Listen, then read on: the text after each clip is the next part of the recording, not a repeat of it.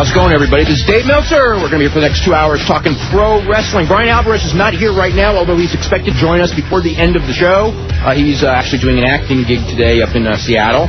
But we do have Mike Tenay, who is already on the line from Las Vegas, the host of NWA TNA, which does their first pay-per-view.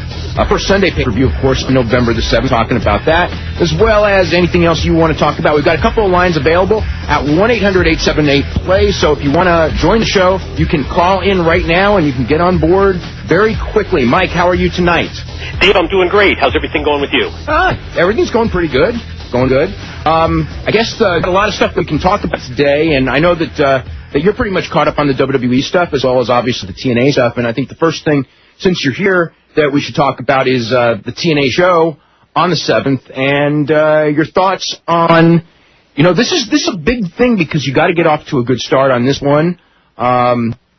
There's a few, we always talk about like the carrot dangling, and different things in the future. You always want to, when the company isn't, necessarily knocking them dead, there's the thing that you hang on for is you hung on for the TV. The TV shows that its ups and downs, has not maintained the audience. But of course the TV still could get a better time slot. It was getting your foot in the door. You had to do that. And now the move from the Wednesday pay-per-view to the Sundays, which should save the company money. Virtually everyone in the company that I've heard is behind the move, but you got to make the Sundays work now. Boy, no question about that. I do think the move was inevitable, and I think it was, at least from my standpoint, I think it's time now that we really, for the best long-term aspect of the company, that we go to the special, once a month Sunday 3-hour pay-per-views. Of course, the realization is going to set in on November the 7th that we have that one chance, I think, to make that first big impression on that show, and as a result, I would just be shocked. I would be surprised if everybody from top to bottom in that company, from A to Z, to have their working boots on in an effort to make this a very memorable show for the TNA fans. And it's going to be a big one for us. There's no question about it. And I think probably the biggest event in the 2.5 years of the company's history, especially in terms of how we go forward from there. I think it's the biggest since maybe the first show. As far as you've got to get up on the right foot and get some momentum also coming out of it for your TV show. And I want to ask you now this week on a Wednesday night actually is a real big night for the company in a sense. The pay-per-view is big for your regular viewers and some people who might be trying something out because it's traditional Sunday and because it's the biggest show in company history. But Wednesday is a taping for Best Damn Sports Show, period. And on that one, your company is going to be exposed to a general sports audience, to more non-wrestling fans, I think, than you've ever been exposed to before. So it's, certainly it is your best opportunity to make new fans, on this two-show taping on Wednesday that will air sometime between November 8th and November 12th on Best Damn Sports Show. Yeah, I think it's really huge for us. One of the things as I deal with the TNA product on a regular basis is just getting the word out to the masses. And I think that's something that this Best Damn Sports Show really has an opportunity to do for us. I think there's a chance for a lot of crossover potential in terms of the audience here, being able to get exposed during time periods that the people that have not had the chance to set aside time on a Friday afternoon, or that they haven't gone out of their way to tape it or TiVo it. This is going to be a chance also for us to wave the flag and let them know that we do exist. So I think it's going to be big for the company. I am excited about the pay-per-view event coming up on November 7th, the Victory Road show. I think there's a little bit of something on this show for everybody. I think there's potentially some really terrific work with AJ Styles, Petey Williams for the X Division title. Going to see a lot of the high flyers involved in that X Division gauntlet. I think we certainly have recognized personalities on this show.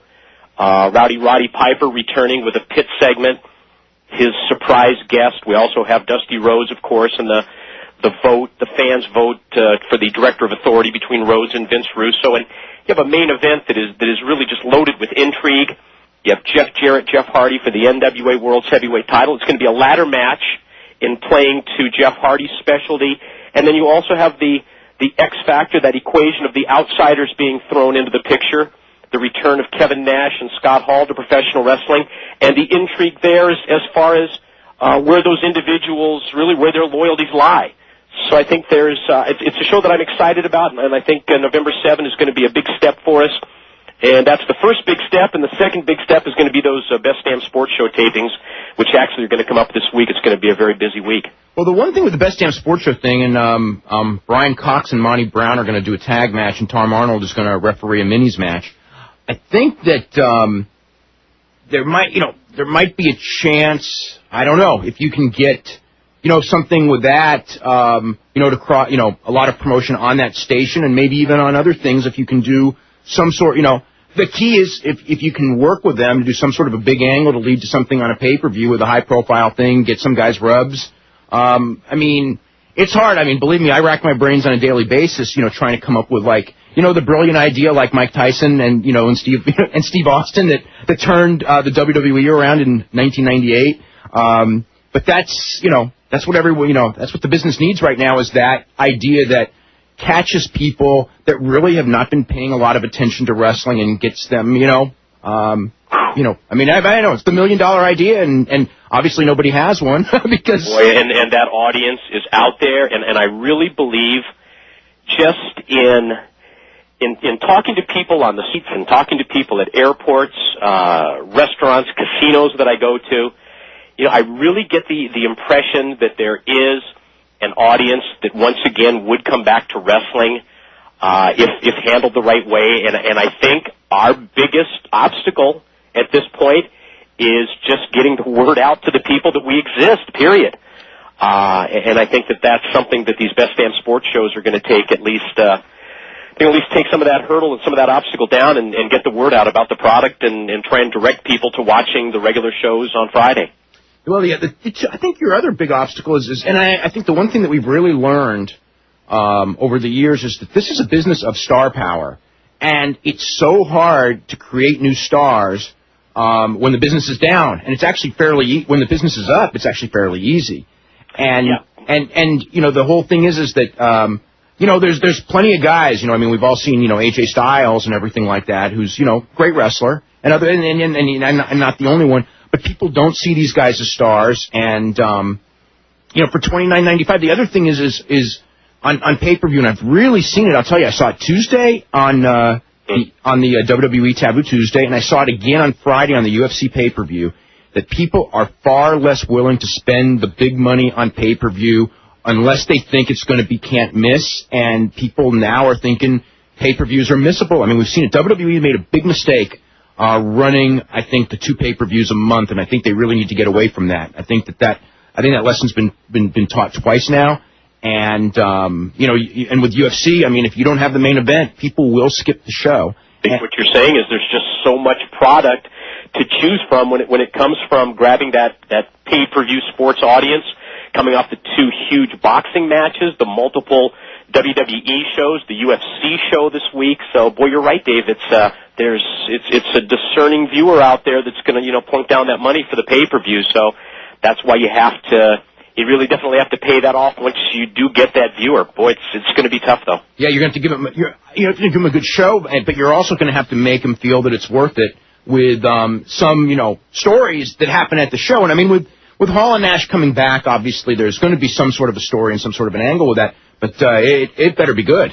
Well, the whole show has to be good. The show has to deliver from an in-ring standpoint, certainly from an angle standpoint, from an announcing standpoint. The pressure's on everybody to deliver on November 7, and I think that we're ready. I think it's been a great 2.5-year learning experience for everybody associated with the product, and I think we're ready to take that next big step, and we better be. Yeah. They're talking about some other things. Now, you mentioned to me before we went on the air that you're all caught up on watching WWE. And what the Tough Enough thing? Mm-hmm. I'll tell you what, fitting into that show, and we're going to have this for the next 8 weeks, what do you think of Tough Enough in the body of SmackDown? In the body of the show, I thought was a negative to me. I enjoyed the segment. Had to be well over 20 minutes. Yeah, 23 minutes. Was it 23? Yeah. I certainly enjoyed the segment. I thought it was some of the best WWE programming that I had seen in recent months. And at the same time, as I watched the show, both leading into it and leading out of it, I just got the impression that it would have been better served from a standalone show standpoint. I think it, especially these days, as I watched that, I just thought that maybe somebody missed the boat this time on bringing Tough Enough back and letting this thing go and really getting behind it. And I know that's something that I'm sure they approached the networks on, and I'm sure this was probably the best resolution that they could work out. But in watching that, I was definitely intrigued by it, and at the same time, thought it would have been better standalone away from the wrestling. I think that everyone knows that. The question is now, how does this affect the next 8 weeks of SmackDown? Because, again, you know what, I agree with you, and we've talked about this before. I didn't like the idea of it as part of the show going in. In fact, I thought it was going to be a real negative on the show. Now, I think that there's some very charismatic guys. Now, where it goes in the long run, I don't know, because you're going to have some guy win $1 million who's not ready to wrestle, and he's going to have to go on that show, and that's going to be very tough on the guy. Very tough.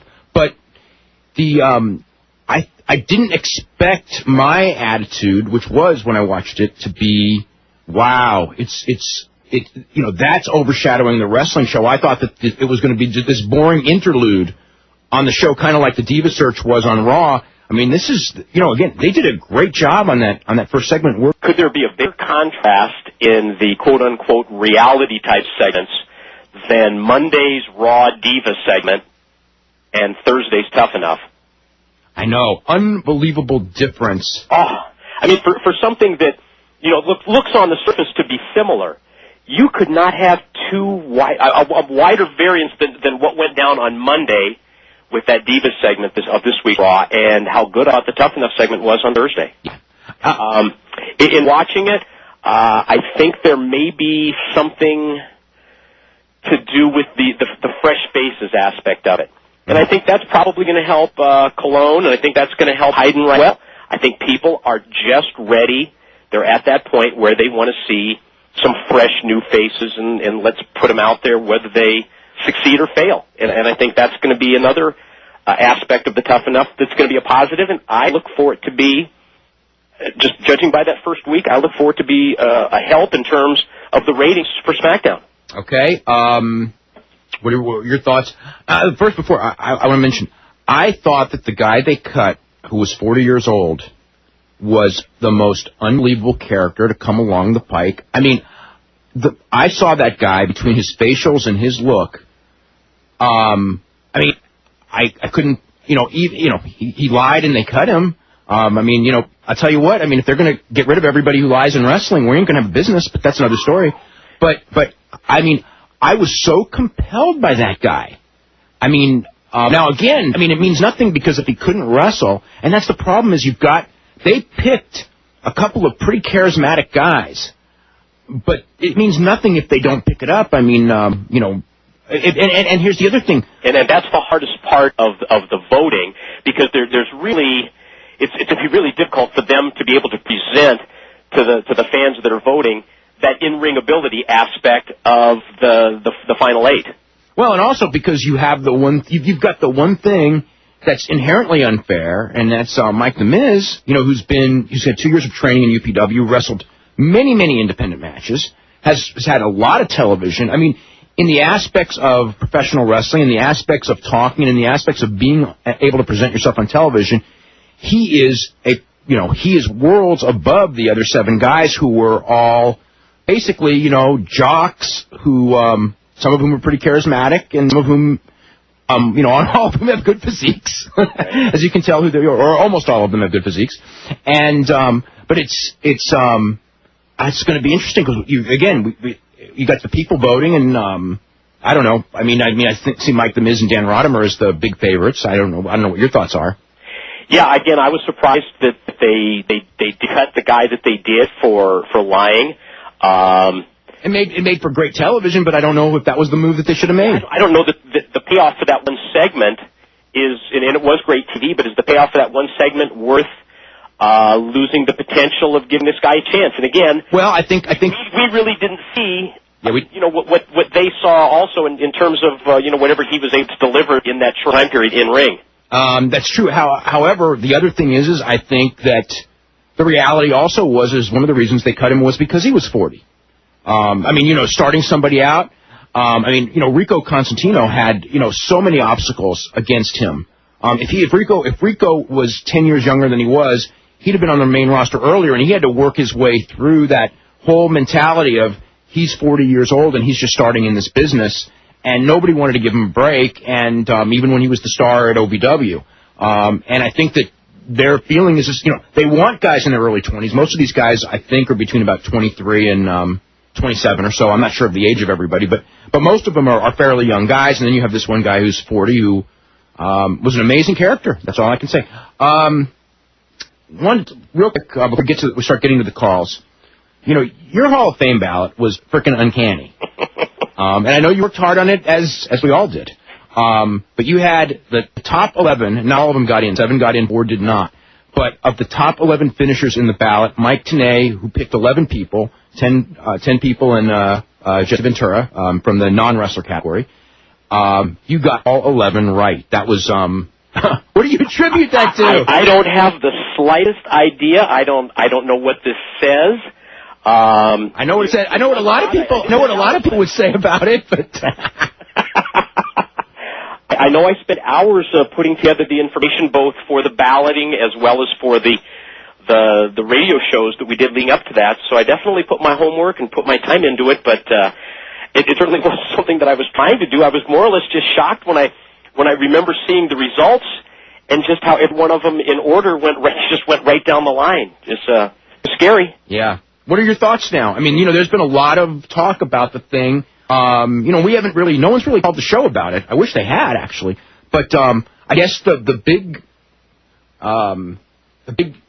there hasn't been a big controversy about Triple H not making it except for a few people. And I think, but he had tremendous support among WWE wrestlers, just so people know.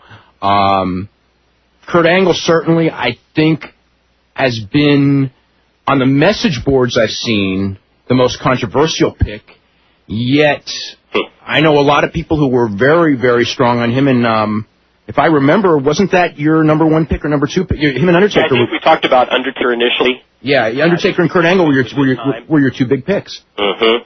Yeah, I'm shocked that people would even, would consider, not voting for Angle. That really is a surprise to me. I can understand the people that may have a political backlash towards Triple H, although I'd certainly consider him Hall of Fame material, and I voted for him, and it was really close. Wasn't he just like he was 2 ballots away from getting in? He and Jesse were both 2 votes away from getting in, yeah. And Angle made it right at 60%, 1 less vote, if one, and he's not in. So, that was a couple of tight people. The other ones, obviously Sakuraba and Undertaker and Bob Backlund. Well, Bob Backlund didn't make it by, Bob Backlund made it by enough. But, the real tight one was certainly Kurt Angle, who won less vote. And, the big argument on Kurt Angle, of course, was the number of years pro. There's a couple of changes that I'm going to make next year, because I do actually understand. I voted for Kurt because he was on the ballot, and if you see that name on the ballot, to me, a lot of people are, for whatever reason, trying to say that he's not a great wrestler. Everyone I talk to in wrestling, nothing but raves. If you talk to guys who wrestle Kurt Angle, and the top guys, I'll tell you something that's funny is I'll read something where, Kurt's not as good a wrestler as so-and-so, and the so-and-so who we're talking about is someone who I know very well and talk with, who does believe that he's even in the caliber of Kurt, and had wrestled Kurt probably 50 times, if you know what I'm saying. Isn't it tough to believe that just people have that? It's one thing to say that he hasn't put in the years, and if that's going to be your determining factor, then I understand that, but how can you ever go down that other avenue talking about how Angle doesn't deserve to be from a wrestling standpoint? Yeah. So, but that just doesn't make any sense at all to me. Well, people have different, when it comes to bell to bell, a lot of people have different visions, and the other thing that, you learn is that people don't have much tolerance for people's visions. I mean, that's just how it goes. Anyway, we're going to start getting some phone calls. We're going to start in Jacksonville, Florida with Brian. Brian, what's going on? Hi, Mike. How you doing? Hello, Brian. How you doing? Good. It seems like I've heard your name before. I pretty much stuck mostly with the WWF growing up. But can you tell me a little bit about your background, how you got into starting the TNA and what you did before that? Wow. Yeah. only how many episodes of Nitro? Wasn't the first question that I expected today. I think about 250. Yeah. Nitro shows, and I worked for WCW for I guess what was it, 9 years, 10 years, something like that. Yeah. In that neighborhood, and prior to that, I did. Speaking of national wrestling radio talk shows, I hosted a national wrestling radio talk show called The Wrestling Insiders from 1991 until, I guess 95 or 96. And prior to that, and this may sound familiar, did a wrestling newsletter. I edited and published a wrestling newsletter and wrote articles for wrestling newsstand magazines. So I guess that's my wrestling. Mike's background. Mike has been around wrestling for about as long as almost anyone involved in the business. There's a few that have been around a little bit longer, and very few.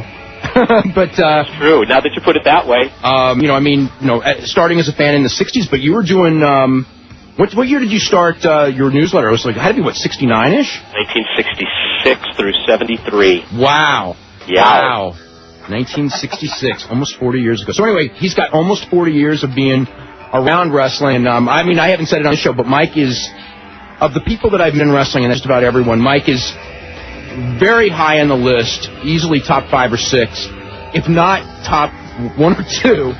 Most intelligent people when it comes to this business that I've ever come across. I mean, I'll say that, and a lot of people will say that as well. So we're going to go to Ed in San Antonio. Ed, what's going on? Hey, guys. What I want to ask about is I bought the RayBrother book, and I was reading the chapter where, I'm sorry, I can't think of the guy's name, but it's where he actually dropped it out to the local hero. Jack Veneno in Puerto Rico? Or in San Domingo, maybe? Yeah, that one. Or Victor Javica. Yeah, and then, because he was scared for his life, he let the guy keep the title. He came back. They went back for the rematch. That might have been Jovica, because I don't even know if he ever went back to face Veneno ever again. He may have. I'm not sure. Veneno was there was one... God, the two stories are so similar because they're both, basically, in the islands. One of them, I remember that, Piper was supposed to interfere. Yeah, that's the match I'm talking about. Okay, and they just got scared to death that they were all going to get shot, so Rick just told the guy, that might have been Veneno, and just goes, cover me. And they counted to 3, and they gave him the belt. But yeah, neither of those was planned. Okay, the question I do have is, okay, Rick said that the guy offered him the belt back after the match, and Flair took it. The question I have is... Okay, that's Veneno. That's Veneno. Okay, had the wrestler decided that he said the hell with it, and he decided to keep the title, what would the NWA have done? Would they have recognized it and sent a... No, they would have ignored it like they in fact did at the time. News traveled a lot differently in those days because this is early 80s. And I was as well connected as almost anybody. And I would say that months later, I heard rumors about it. I mean, literally nobody even knew it happened because it was in San Domingo. I mean, it wasn't even in San Juan where people kind of did get news. San Domingo, nobody got any news, even though I think there was 20,000 people or something at the show. It was a huge deal at the place. But no, they would have just ignored it because the fact is that nobody even knew it happened, and Flair never really publicly talked about it until the last couple of years. So I could say that I don't think that I even knew for sure that it happened until, I don't know, maybe in the last 5 to 7 years. Oh, really? Yeah. People that became wrestling fans during the Internet era have no concept of how wrestling news traveled. In the 60s, 70s. Before the Observer, it was unbelievable. It's so different, if you know what I'm saying. In those... It was so jaded because it was all like Pro Wrestling Illustrated. It was all work, basically, too. Most people got it from the magazines. And the magazines were, aside from being very outdated in those days, a lot more than they are now, and it was all work storylines, and they had their magazine favorites, that they pushed, who, those magazine favorites never did jobs even when they did. You know what I mean?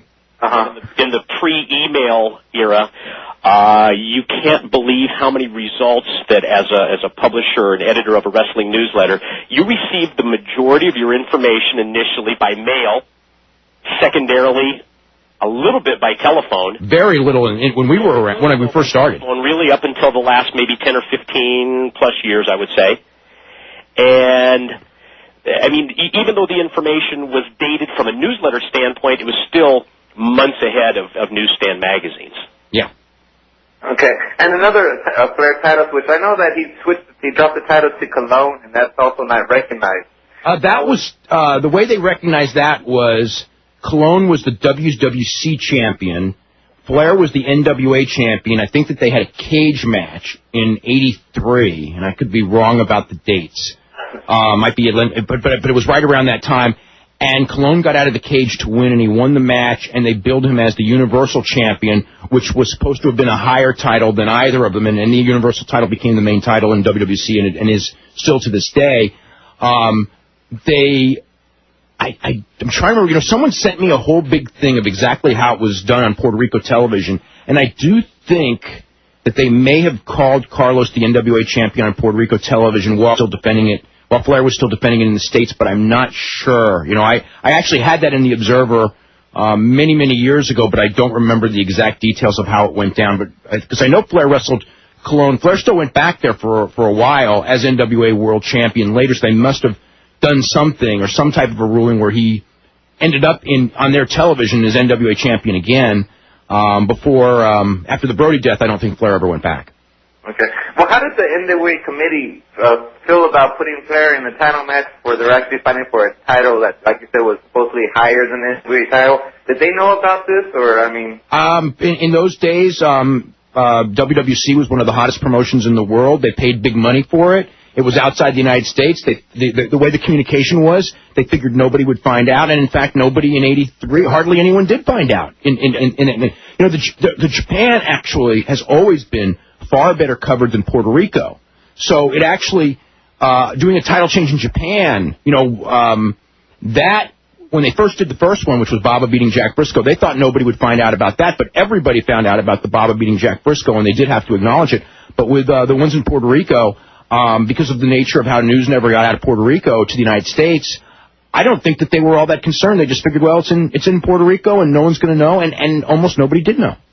Okay, and also on a similar subject, from how you guys dropped the title to Baba, was he reprimanded for that, or? No, that was all, by then, they'd done that many times, and, Baba paid big money, for those title wins. I think Harley might have gotten as much as $40,000 the last time, but it was certainly, 25 was what Briscoe got the first time, and I think that was the going rate where you would get Baba would pay the NWA and pay the champion, and that was a great payoff for a wrestler, for a bonus. There was, to get the 1 week, and Baba would give it back at the end of the week, and that was just one of those things. No, I mean... In Race's book, he makes it sound like it was his idea, and the NWA had no idea that he was going to drop the title to Baba. I seriously doubt that they would have had no idea, because even with Briscoe, they all knew ahead of time. Oh, okay. Yeah. Okay. It wouldn't have been his idea, because it had been done before with Briscoe. Oh, okay. Okay? Thanks for taking my call, guys. Okay, very welcome. Is Race's book out? I didn't even know that. I didn't think it was going to be out for a while yet. Yeah, they have excerpts on a website. Okay. Because, I know Race's book is coming out very soon, but I didn't know that it was out yet. Yeah, I was actually looking forward to reading that. There's so many books coming out. The Funk book, Terry Funk book, I already know is a really good book, as we've talked about on the show before, and our J.J. Dillon's coming out with a book, too. So, anyway, we will go to Guy in Ladera Beach. What's going on, Guy? Hey, how you guys doing? Doing really good. I had a question as it concerned Ultimo Dragon. I know he just recently retired the gimmick, and he's going back to WWE, where he was a prelim wrestler previously and will most likely be that again. And I just wondered if you guys knew the reasoning behind giving up a legacy and the type of thing he has in Japan to be a prelim wrestler in the U.S. I don't know all the details of Ultimo Dragon. I know that, he's living in Mexico City, and he's still going to be able to train guys. And as a trainer, it's, his track record's unbelievable. But, he's still going to be training wrestlers in Mexico and flying out of Mexico to work WWE when he comes, which might be as early as November. I mean, I don't even know if they have a set date. But yeah, I think it's inevitable he's going to come in and be exactly in the same spot he was when he left, which isn't very good. And I don't know why he wants to come back. I don't really even know why they would want him back, but he is coming back. So he did lots of jobs on the way out in Japan, knowing that he was giving gimmick. So because I seem to come to realize something. If you guys agree, it seems easier for a heavyweight wrestler in Japan to retain his legacy way after his working, prime has passed, as opposed to a junior heavyweight who made his name on his work. Do you think that could be a possible reason? I don't think that's the reason. I mean, the reason he first came and signed the contract was because one of his goals in life was to appear at WrestleMania, which he accomplished, and one of his goals in life was to wrestle in Madison Square Garden, which he accomplished, and he had to go to WWE to do both of those. Now that he's done those and didn't do well in WWE, why he's going back and why they're taking him back, I don't really know the answer. I don't know, Mike. I mean, what's your thoughts on that? I just can't imagine, after seeing how he was handled the first time, that he's going in any way, shape, or form to be able to add to his legacy by going back there. So I can't imagine that that's a reason. We know he's a big fan of the business, and he always wanted to be a part of that Madison Square Garden big WWE and in his childhood growing up WWF show that he always read about when he was growing up in Japan. But I'm absolutely shocked that once he achieved that he is going to go back. Yeah. And one other question about TNA. What are you guys' feelings on with the 1 hour television show? It seems to me a few of the guys who are coming across as stars on the 2 hour pay-per-view, mainly guys who are doing interviews every week like a Raven or a Monty Brown, aren't coming across quite the same way on the 1 hour weekly show. And what you guys feel a 1 hour weekly show is enough to retain a whole promotion these days? Well, it's a good question, and I think that it's a real struggle every week to get everything jammed into that 1 hour Impact show that we do. I thought the show that aired this past Friday was one of our more recent, stronger efforts, and I think I would agree that if we had that luxury of having more time, it would certainly enhance our ability to get the characters over.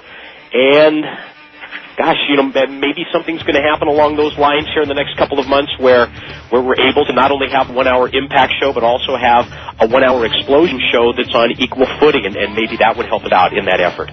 All right, that's all I had. Thanks a lot, guys. Okay, any talk of T upgrade? I mean, we certainly had heard a lot for a while there about a potential late Saturday night slot, perhaps Explosion being added to the Fox Sports Net lineup. Anything new? I mean, I know nothing's official.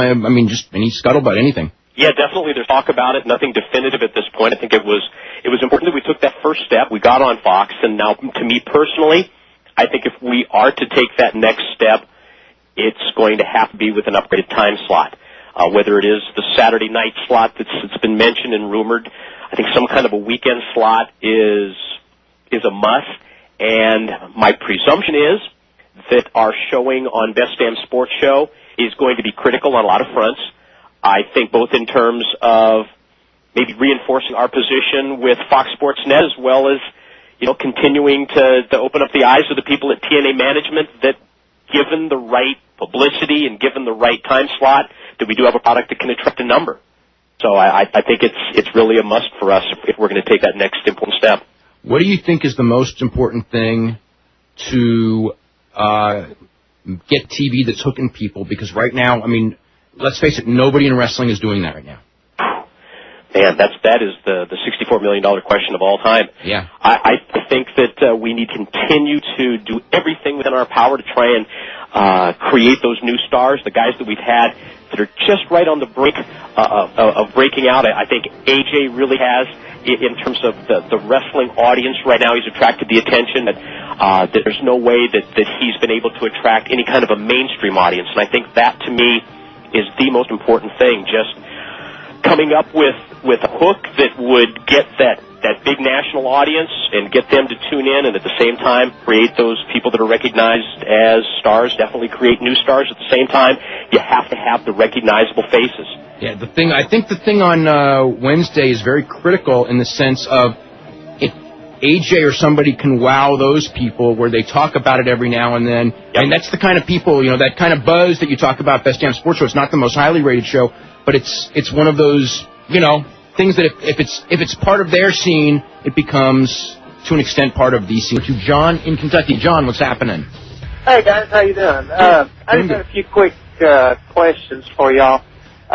I consider myself a real big wrestling fan, as far as what's going on, behind the scenes from y'all show and whatever and everything. But I don't understand, and this question kind of goes to Mike, why didn't they put TNA? I've never seen it. I'm a Dish Network subscriber, and there's so many people out there who want to see the show, they're not going to pay the extra money to get that channel. Why didn't they try to put it on a channel that's part of a basic package? Because any wrestling fan on a Wednesday night, Thursday night, whatever, if wrestling's on, we're going to watch it. Well, John, I think in an ideal world, there's no question that TNA would have its product, say, on a Monday night, maybe. Yeah. Going head-to-head with the WWE product on Spike TV, and I think there's no question that in that ideal world, we would like to be on one of those type stations, whether it's a USA network or whether it's an FX. Well, what I'm saying is to really boost them ratings, don't go head-to-head with Raw right away.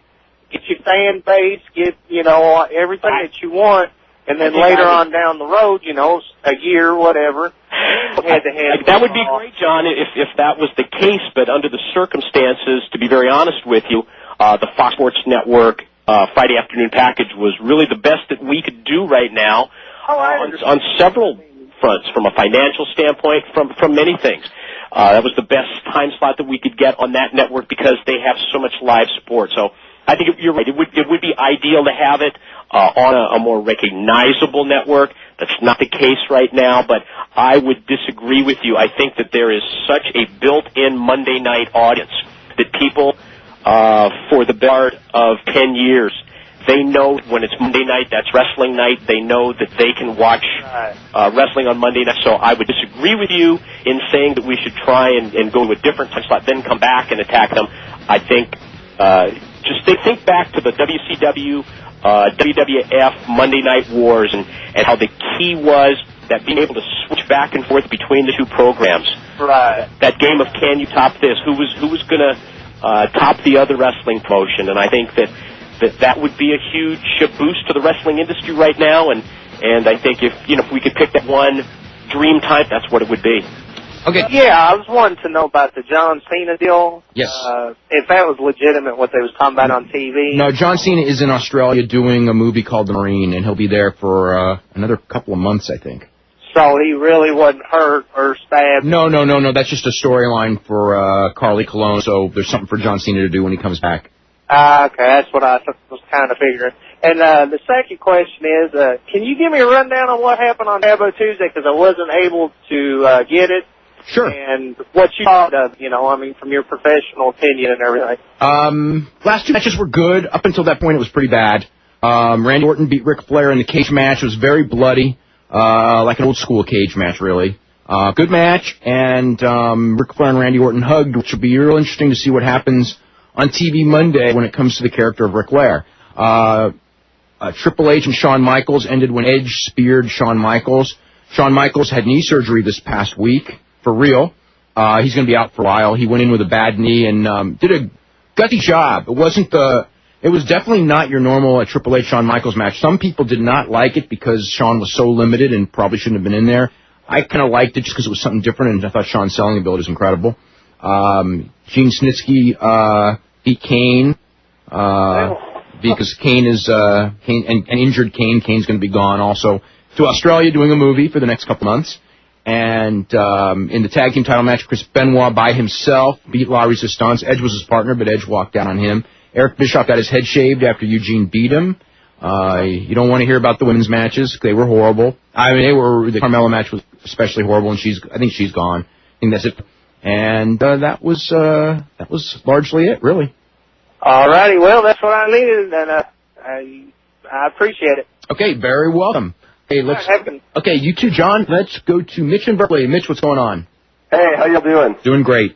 Mike Tenay, it's great to be on the phone with you. Met you once at a show in San Jose, and you were one of the nicest people in business that I've ever met. Thank you. So I just want to let you know that. And I really wanted to talk about TNA. And I'm just a supporter of small things, whether it be a small band or a small wrestling organization. Whether I like it or not, it doesn't really matter. I paid extra to get MLW on my satellite, and then I canceled that, and I paid more to get you guys on what you're on now, Fox Sports.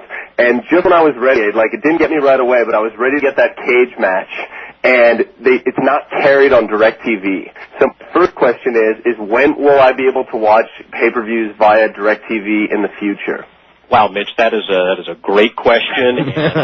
Boy, isn't it? Someone who is also a DirecTV subscriber. Now, I happen to be able to have both DirecTV and cable, so it doesn't impact me necessarily as much as you. But I may get there if that 24/7 thing's only on cable. So, as somebody who's a DirecTV subscriber alone, boy, I would really have to feel for you. I just know that there's a business disagreement between sides, and I wish I had better news, and I wish I told you that it was resolved and that we'd be back up and running for the Victory Road pay-per-view, but I have not been told that, so my presumption is that they have not made a deal with DirecTV. Has it affected you guys much on the numbers of the last pay-per-views, the last couple without DirecTV, or not necessarily? You would think that just from the audience that we're icing out because of that it would have to affect it drastically.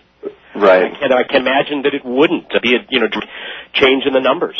Do you sell the tapes on your website?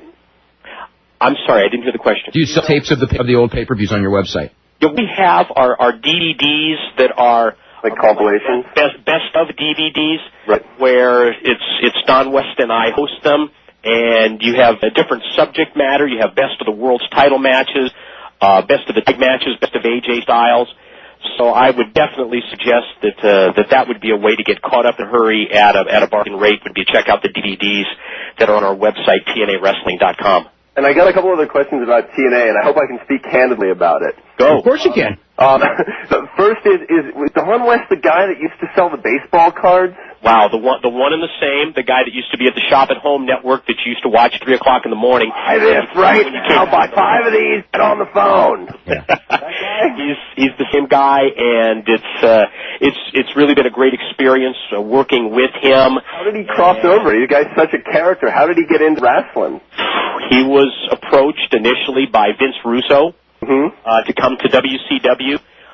This would have been in the... Oh, I didn't know that. I didn't know that he was approached about WCW. Oh, yeah, the last year or so that WCW was around. They would have replaced Madden for him, probably. I think, from what I've heard from the conversations, that they approached him about the Thunder show. Okay. But, who knows? That's certainly the story that I've heard, but I think that Don has made incredible strides.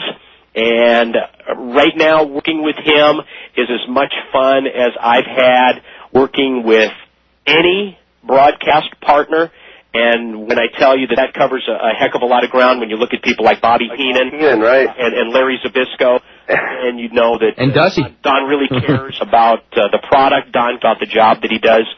And he's a great guy to work with. At him somewhat, and I'm sure he seems like a cool enough guy to laugh at himself, but we miss him on that baseball card thing, because late at night we would just put that on for entertainment, because the guy was just like 5-star promo, 110% caffeine, just on anything. Oh, yeah. What he's selling. Well, you get a little taste of that sometimes during the Impact show, especially when he's trying to sell you the $49 package. Yeah, to meet the road pay-per-view. So that's just, you get a little taste with TNA. Right, and the other question I had on TNA was, I don't know, style-wise, it seems like it's bringing in some extreme stuff, but it's doing kind of a hybrid and doing a little bit more of a mainstream package.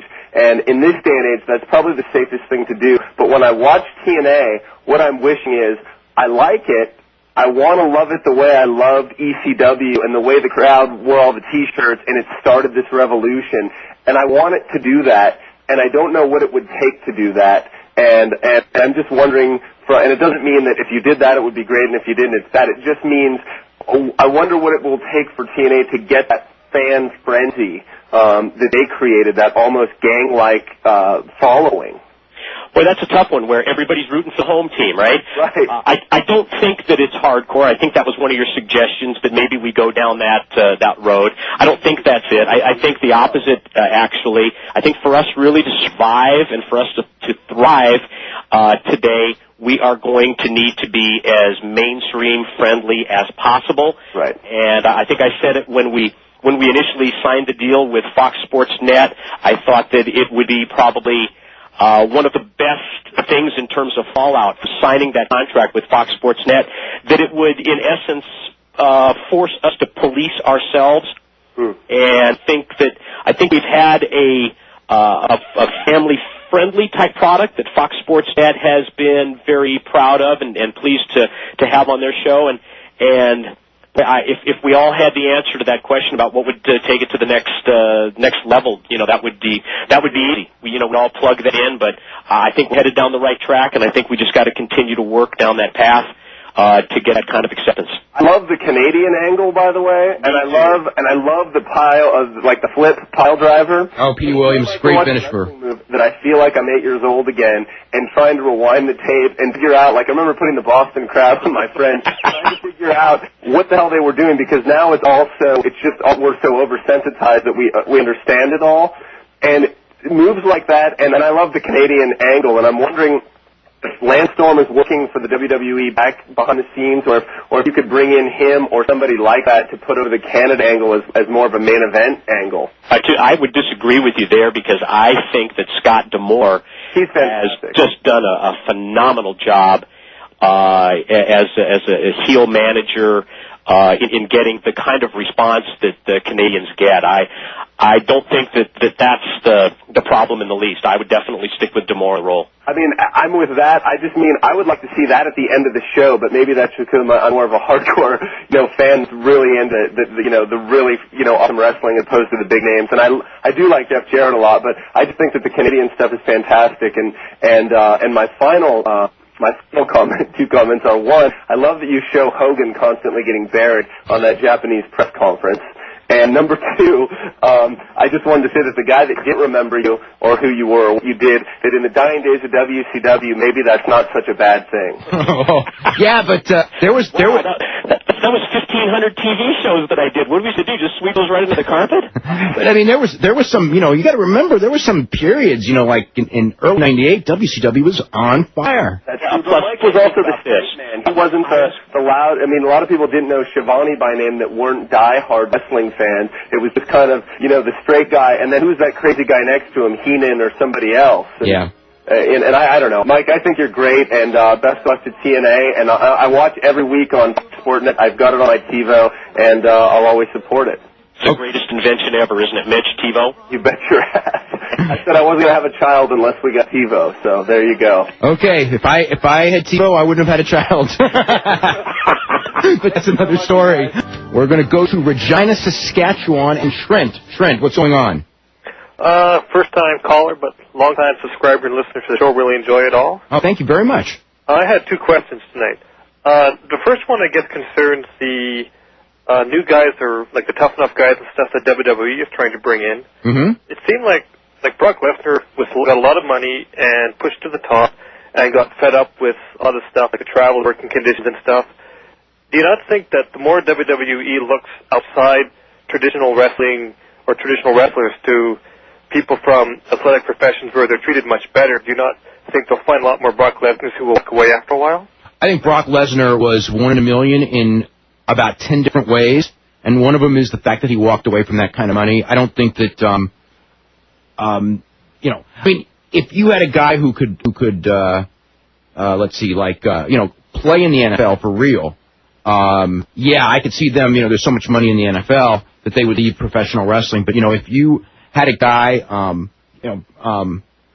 Brock Lesnar was so confident in his athletic abilities. One of the reasons he left, the main reason he left, I mean, he was fed up. He didn't like to travel. As a person, he's a unique person. I mean, he doesn't like being around people that much, which is pretty difficult for a pro wrestler. And obviously, as an athlete, Brock Lesnar is one of the greatest athletes that's ever come along. I mean, for his size in pro wrestling, right at the top. So, like I said, he's just a unique guy. I think that if Brock Lesnar doesn't make it in football, and the odds are he won't, that Brock Lesnar will be back in the WWE and for goods. I don't know that Brock is like a washout. I don't think, you gotta love pro wrestling because it's so physically hard on you and the travel is so hard. If you don't want it bad, it's going to be tough to do it. Nevertheless, if we look at the Tough Enough people that have been in it, none of them have quit. They're all of the winners are still around, and a couple of other people from Tough Enough, Chris Nowinski and Matt Morgan, who didn't win Tough Enough but ended up getting developmental deals anyway. They're all there. No one's quit yet. So I don't think the quitting is, again, Brock Lesnar's a unique individual. I don't think the quitting is if you survive the Tough Enough, you're probably going to survive the odds, say, OVW, and OVW in many ways is probably tougher than WWE because at least with WWE you're making some big money. Mike, any thoughts on it? Yeah, it's just impossible Trent, to really simplify things like you mentioned there.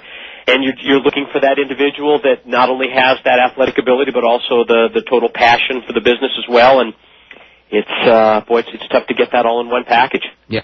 Brock was, the one other thing also, a lot of these guys on the Tough Enough thing are, big fans. And certainly, I tell you, the guy Brian Carlucci, that wasn't the name he used, I think Brian Danowich or something, that was one of the gutsiest things I ever saw. I thought it was with the torn torn pec and torn bicep, and then going through the obstacle course. And I mean, you can tell, man, that guy, if he ever got a job in wrestling, he's never quitting. You know what I mean? And probably could answer some of the questions on Jim Cornette's OVW test. Maybe, I know, yeah, when they test those guys. Trent, anything else? Yeah, the other thing I wanted to ask about was I heard first that TNA was coming on to TSN up here. Oh, that's $1 million question, isn't it? Oh, isn't it? I read that WWE wasn't happy about it, and that may not happen. Does Mike, or do you know more about that happening? I think you're probably as up to speed on this as I am. I mean, that's kind of the fallout that I've heard as well. I really don't have any further of an update to say that, we're definitely coming on at a specific time. Dave, have you heard anything? I haven't heard anything, at all as far as, the deal seems on hold, if anything. Mm-hmm. Yeah, the deal was obviously pretty darn close. It hadn't been signed, and, what happened.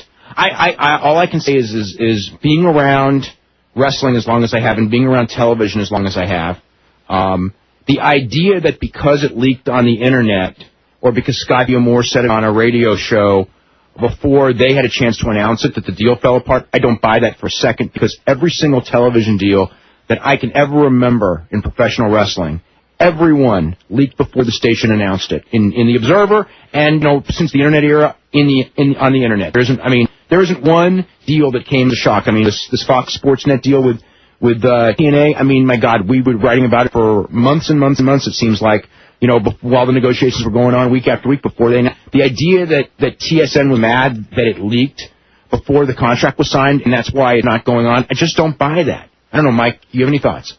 No, I would agree with that as well, and I'm not even sure how much there is to the stories that I've read about the WWE obviously not wanting the competition on there too. I just don't know. I don't know. I'm not saying it's WWE. I've been told it's not, but everyone's going to tell you whatever. But the story that TSN gave is just something. It's a story I buy. So, but yeah, there's no start date. There's no definite thing one way or the other. So. Okay, well, I'd like to see a TNA up here. I always enjoyed much work in WCW. Trent, thank you very much, and hope that we're able to get that kind of exposure up there. I guess right now, correct me if I'm wrong, are they not showing, is it ESPN Classic Canada? Yeah. Showing the early pay-per-views right now? Yeah. Yeah. And that's about it, right? I don't have access to that, but they are showing it, so there is some presence up here, and we could order the Wednesday pay-per-views. Yeah. As well, but nice to see a more mainstream exposure for TNA. Oh, gosh, no question, Trent. And even WCW never did WWE ratings, but they did okay. And yeah, I'm sure sick of a lot of what WWE does all the time. So yeah, it'd be nice to be exposed to something different. Yeah, Trent, thanks a lot. Okay, Trent, thank you very much for calling, and call again, please. Okay. We will go to Scott in LA. Scott, what's happening? Hey, good evening, Mr. Observer and Mr. TNA. How are you tonight? Sounds like Scott Walton to me. It is Scott Walton. In a flash. In a flash. How are you, sir? Very good. How's everything? Good. Dave, I hope you're doing well. Doing well. I want to let everyone know Scott Walton is the son of Jeff Walton, who was Mike is known for, since the beginning of time. And, Jeff did publicity and TV announcing for the old Los Angeles promotion. In fact, did the WWF magazine, I think, when it first started around 84-ish. That's right, the very first. Yeah. The first magazine ever, which not a lot of people would know about that. So, but thank you for mentioning that. I just want to say, of course, to Mike, I always catch TNA every Friday at 3 o'clock in Los Angeles. It's a great show. I enjoy it every time. And the guy mentioned about TiVo, which I have as well, and I never miss a beat. My question is pretty much, and Dave, I think I'd like to get your thoughts on this as well.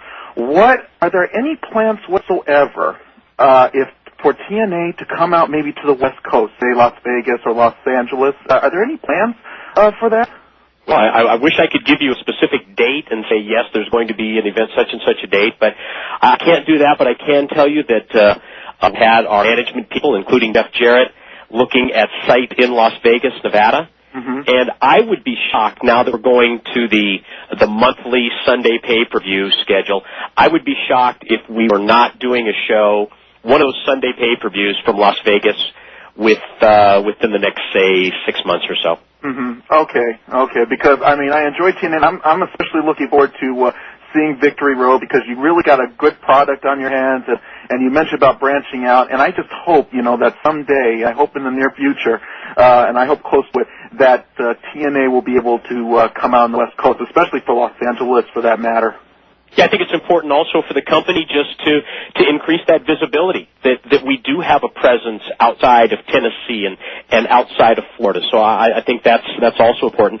We're talking about Victory Road. I just thought of a couple of matches that Dave, I don't know that we talked about or not today, but in addition to all the ones that you mentioned before, there's going to be a minis match. That's right. Featuring the midget wrestlers from Mexico. And in addition to that, I think arguably my favorite feud of the past 6+ months or so in TNA has been America's Most Wanted at XXX. Now, what kind of do they have? Is that going to be a cage match or any special match, or has that even been announced yet? It hasn't been announced yet, but my understanding is that it's going to be XXX and AMW in a last team standing match, sort of to determine once and for all who is the best tag team in TNA history. So I think when you factor that in, that XXX AMW match, add in the Mexican minis, Abe and P.D. Williams for the X Division title, I think there really is going to be an awful lot of solid work on that show November 7th. Okay, Scott? Yeah, Dave, thank you. I want to make a quick last compliment to Mike. I just want to say that Mike and Bobby Heenan were the MCs for the Cauliflower Alley Club for the past few years. And Dave, I'd like to get your thoughts on this as well, and I read this in your wonderful Wrestling Observer newsletter, I Never Miss an Issue, that I'm sorry, it's just too bad that they're not going to be doing it next year. Dave, what are your thoughts on this? I wish that things had gone better at the last thing to where they would have wanted to come back, and believe me, I understand what the problem is, and I tell you what, if they weren't there at the last show, that would have been it would have been a really long night. It was a long night anyway, but Bobby Heenan was so fantastic. I mean, you guys who saw the WWE Hall of Fame DVD, it was another night exactly like that. Bobby was just as good at Cauliflower Alley, and Mike works with Bobby so well, and they saved the night for me, I'll tell you that. Yeah, me too. Dave, thank you so much for taking my call. Mike, I'll always watch TNA. Your number one fan is talking, and you guys have a good night, okay? Okay, Scott. All right. Thanks for the call. Thank you for taking it. Okay. Bye-bye. All right, we're going to go now to Vancouver, British Columbia, and Chris. Chris, what's going on? Hey, guys, how's it going? Going really good. That's great to hear. Mike, I enjoy your work. Thank you very much, Chris. I think one of the best announcers in the business. I had a couple of questions. First, Mike, I want to know, get your opinion on, in your time in WCW, which wrestler just didn't make it who you felt probably should have been like right at the top with the Flairs, Hogans, DDPs during that time? Wow. As world champion. That's a tough one. The politics or whatever, like who didn't make it. I think one of the guys, in my opinion, was Perry Saturn. Never got a really good break. What are your comments on that first? I wouldn't put Perry Saturn in that group. I'd have to sit here and think. I mean, I have a name in mind. Chris Benoit. Yeah, I have two names in mind actually, and I was going to talk about Chris Benoit. And I was going to talk about Rey Mysterio. Yeah. Two completely different. Rey Mysterio. I would say more the whole cruiserweight division as a whole is more than just Rey Mysterio as an individual. Right. They did something with it. They got it over to a degree, but there was certainly that feeling of how they were portrayed, as it related to the heavyweights that kind of made them obsolete because, when you keep telling people and by your portrayal that something's secondary, it becomes secondary. And there were so many talented guys that were given so many incredible matches. At the height of WCW, I would say that, if I was going to think about that as far as, but, I would have made none of those guys world champions. I think, I don't know if I'd have made Benoit world champion, but I would have considered it, And I think one other name that I just thought about would be Eddie Guerrero. Yeah. Who also probably didn't get really his just due in WCW. Although I don't think Eddie Guerrero was the all-around performer. As a worker... I know he wasn't. Yeah, as a worker in the ring, he was probably actually better in WCW, or every bit as good as he is now. But all-around performer, he picked some stuff up in WWE that improved him a lot. Wow, especially in terms of his presentation, in terms of his microphone skills. Unbelievable how far he's advanced since going to WWE. Yeah. Right, and one more question. Last night I was watching some old wrestling tapes, and I came across the best of WWF Raw from 1994, and it had Marty Jannetty versus Shawn Michaels IC title match where he came in and won the title. Oh, I remember that match was awesome. Yeah, it was one of the best matches. I think you think it was the match of the year as you voted, but I wouldn't have voted it first, but I'm sure it was in the top. It was in the list. Yeah, what's the story about that? He had the belt for 3 weeks, Jannetty, and then he dropped it again to him. I'm just wondering why he wasn't given a longer run with the IC title, because I remember he had a shot at the Royal Rumble that year and he didn't win it, then he disappeared, then he came back and won it, then dropped it to Michaels again, and then he just vanished pretty much, never really didn't get any more single title reigns or anything along those lines. I think that they never, the two things, Marty was his own worst enemy for one thing, and the other one is that, I don't think that they ever thought that Marty Jannetty was on the level of Shawn Michaels, but they knew it was a good story, and I think that day, when he came back on the Raw, it was one of those things, it was in the early days of Raw, it kind of established Raw, you had something that, people weren't expecting, and then you even had a title change in a day when title changes meant a lot more. So I think it was the right thing, but I think that, when Marty won the title, it was to shock people and to get over Raw and just to do something different. But in the long run, I don't think they ever had the idea that Marty Jannetty was a long-term Intercontinental Champion. I think that, Shawn was always the one who they thought was going to be the star, and they were just looking for to keep, start a feud with Shawn, and that Marty needed to win more than Shawn on that day, which he did.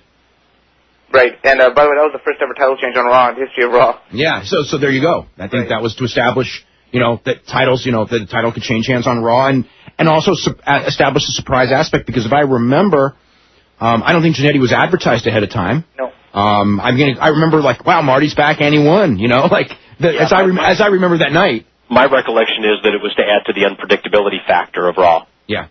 And the fact that Shawn was such an awesome worker, and Marty stayed with, on that night, boy, and they had some great matches, and I remember that one, as I recall, was the best between the two that I saw. All right, and before I let you go, Mike, like I said, you're a great announcer, and you have a lot of, you're great with the Mexican luchadors. Before I let you go, I just want to know where's the whereabouts of Lizmark, and I'll hang up and listen. Thanks, guys. Lizmark, junior or senior? Junior. Junior's still wrestling in Mexico, but I've seen his name listed in results. I don't think I've seen him on any of the TV shows for quite a while. Yeah, he must be working independence, because you're right. I haven't seen him on CMLL in a long time. And there was a lot of people too that when you take that first look at him, because of his size and everything, that people really expected the world of Lizmark Jr. He was a couple of those guys, and I think Hector Garza was the same way. They came in and they took the little bit of adapting time, and then everyone in WCW just soured on him. But those guys, and I think Hector, obviously, as history would have shown more than Lizmark, Hector's a guy who they totally dropped the ball on. Yeah, and someone who I think I would love to see back on the TNA shows. I wish he was on this show. He just really added a little different element to that show that maybe is missing. It's not like he's an American superstar, but when you watch, as you do regularly, when you watch the show, he's just actually on the TV. It's actually been a couple of months, but on the TV they've just for the last I don't know what it's been, a couple of months or so, started showing him on the CMLL shows. And he carries himself like a superstar. And when he came to TNA, he walked around like he was a superstar. And, the people in the... I remember the people in the building, they really... In Nashville, Hector Garza was a star of those people. Yeah, he was able to fight through that language barrier and absolutely bond and connect with that audience, because he is so good in terms of his expressions, in terms of his demeanor in front of the crowd. And, you know, while you brought it up, I just have to say that I've really enjoyed watching some of the CMLL TV shows. Boy, in the last month or so have just been tremendous on Galavision. They're about 10, 12 weeks tape delayed. Is that right? No, I know that we're around the Olympic period now. So yeah. So I mean, I see what is it? Looks like August when they do the promos, right? Right. And but just especially the stuff revolving around Perro Aguayo Jr., Negro Casas, and El Santo has just been, I think, about as solid as lucha work gets, both in terms of in-ring and in terms of angles. It's just been fantastic, the stuff that's been on there, the Galavision, the last few weeks. Oh, Perro Aguayo Jr., you know, I mean, what was he, 25 years old, I'm thinking? And, you know, you talk about a guy there, and there's so few of them, and it's one of the things that worries me about this business is, with the possible exception of, like, you know, Randy Orton, you know, how many future legends do we see right now in this business? And, you know, and to say that about Randy Orton is probably premature, but I think that, you know, Perro Aguayo Jr., I believe, will be, you know, someday regarded as, you know, kind of like El Hijo del Santo was with El Santo, in the sense of maybe not as big a historical star as the father, but a better worker than the father. Already has established himself, I think, in that same vein as Santo's son has, and he's already, I think, by far surpassed his father as a worker. Yeah. Let's go to John in Brook, New Jersey. John, what's going on? Not much. How are you guys doing? We're doing really good. I was just wondering. I was reading that WWE was sending feelers to America's Most Wanted, and what were your thoughts about that? And are you guys worried that, like, if they go, that the WWE are going to kill them? Well, that was a news story last week, Mike. I guess you can update everybody on that. Yeah, I think it's great that TNA has talent that WWE is interested in, and I think it just, you know, increases our level of visibility when stories like this break. But John, I can tell you that AMW has signed with TNA. That's good, because I really don't want to see him go, because I see how Yeah, I see how WWE is, and I just don't want them to kill him. There's always that chance. Yeah. You know, you never. You know, they get their ideas. You know, I mean, there's no guarantee that that's what they would have done, but when they get their ideas that they want to bring someone in to kill them, they usually do a pretty good job of it. Yeah, that's what I'm saying. You know. I do have to say, though, that I think that if AMW, if they would have made that move, I think that they would have been really one of the standout tag teams in WWE today, and that, you know, that also speaks to the fact that the tag teams up there, boy, there really isn't much depth. Yeah, there's like no tag teams anymore up there. But I'm definitely glad that they decided to re-sign with TNA. All right, thanks, guys. Okay, very welcome, John. We're going to go to Lee in Kansas. Lee, what's going on? Hi, guys. Hey, Mike Tenay. I'm a long-time fan of WCW, and I was sorry when McMahon bought him out and everything. That was a sad day for me, but I wanted to say that I'm it's even sadder now. I'm just out the military, and I had an opportunity to meet the Road Warriors before Hawk passed away, and I was really sad when I came back from Korea and I found out that he had died. That hit me hard, man, because I had just met him. Just shook his hand, said they were looking forward to signing with WWE, going back and making an impact. And the next thing I know, he died in his sleep. And I thought that was just a sad day. It was a sad day for me, especially, because I was looking forward to seeing him come back, you know. And I'm an old school guy, you know. I'm into the old school wrestling. I like the days of the NWA and early UCW, you know. And also I found out also that Nikita Koloff is actually from Minnesota. Oh yeah, yeah. And that him and Mr. Perfect ran in the same circle. I mean, and come to find out, all this, you know, I really found out that wrestling is a really close-knit community. Everybody pretty much knows each other, and the guys, you know, and how successful, you know, everybody, when the guy looks good on TV, everybody involved in that ring has a role to play to make that guy look good. At the same time, if the timing of the stunts and all are not there, the guys really get hurt. And that's why I have a really newfound respect for how they actually make it look real when in actuality, you know, you have to really be strong to pick up a guy that's that heavy and body slam him like it's effortless. You know, I mean, those are some real athletes that's in the ring. I think that Lee has been educated to the ways of the business. Oh, yeah, that's what impressed, you know. Okay. Okay, Lee, thanks very much for your call. Thanks. We were going to go to Robert in Myrtle Beach, South Carolina. Robert, how are you doing today? All right, Dave, about you? I'm doing pretty good. I had wanted to ask you a question. With the recent downside of the business in the last couple of years, as a fan, would be the last storyline that you remember being captivated by? Oh, I liked the Mick Foley stuff earlier this year with Randy Orton. I liked that. I possibly, I don't want to say the storyline, but the interview, not the one in Manchester, but the first Ric Flair Randy Orton interview about a month ago, where they, you know, right before they set up the Taboo Tuesday match. I thought that was tremendous television. But you know, again, and they've already done the cage match and everything like that. But yeah, I would say the Foley storyline. But you know, the whole build up to WrestleMania was real good. I mean, there's been good stuff this year. I really liked Raw the first several months of the year. There were so many great matches on Raw for the first, you know, couple of months of the year. The, you know, 6-man tags, Shawn Michaels, Benoit. Seemed like there was a 4-star match every week, and then you know, it hasn't been as good lately. I think everyone knows that, and there's definitely it's been a big lull of late. Well, it seems to me like other than the guys that's been around at least 10 years, everyone is so generic and so cookie cutter. I say that all the time. I complain about it all the time. I write it all the time. You know, big, bald, buff guys with tattoos, or just everyone with the same haircut, you know, that same preppy haircut, everyone wrestling the same style. You need more variation. I think it's a broad generalization, but it does epitomize one of the problems. That's why the guy from Tough Enough caught your attention. The black guy, the African-American guy, absolutely. He looked different. Yep. He looked like someone from the 80s, but which isn't necessarily bad. And, yeah, I think you're right, because, boy, that guy caught my attention, something fierce. Anything else, Robert? We got to head out in about 10 seconds. What's the latest on the Bret Hart situation? As far as? He's doing a play in Toronto starting in about a week. So there's no more negotiations with WWE? There's been nothing with WWE of late as far as negotiating, you know, as far as doing the DVD or anything like that. No, they haven't even talked. They did make him an offer for the 24/7 thing, like a lot of the guys, but they're not close to a deal on that at all right now. Okay. All right. Thanks very much. Thank you, Mike Tenay. Really had a great time. Thank you, Dave. My pleasure. Okay, we'll be talking to you soon. Don't forget, we'll be back every Sunday night.